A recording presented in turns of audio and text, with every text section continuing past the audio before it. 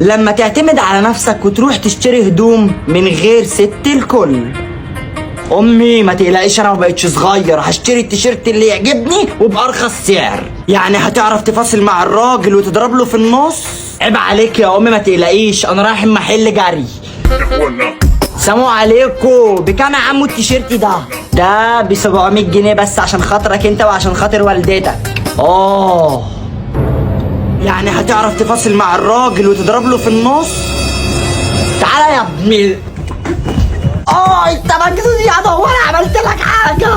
خلاص قوم معلش، انا هاخد التيشيرت ده بس اخره كام؟ والله هو اخره 700 جنيه، ده كده كمان عامل لك عليه عرض عشانك انت بس. ماشي يا عم، امسك. حلو يا واد يا خالد، بكام ده بقى على كده؟ لو قلت لها ب 700 جنيه هتفشخني. ب 200 جنيه بس يا امي.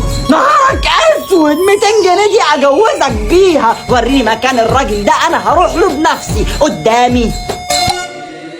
استر يا رب. اهو يا امي، اهو ده. انت يا ابن النصابه بتضحك على الواد الصغير ليه ومغلي التيشيرت عليه كده ليه؟ يا ست الكل والله هحسبه له ب 700 جنيه بس عشان خاطري.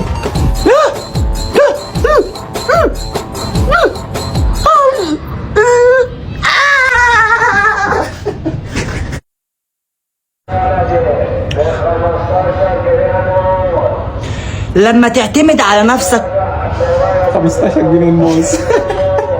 من غير ست الكل. امي ما تقلقيش، انا ما بقتش صغير، هجيب التيشيرت اللي يعجبني وبأرخص. روح جيب من عندي كيلو موز بلدي يا اسطى.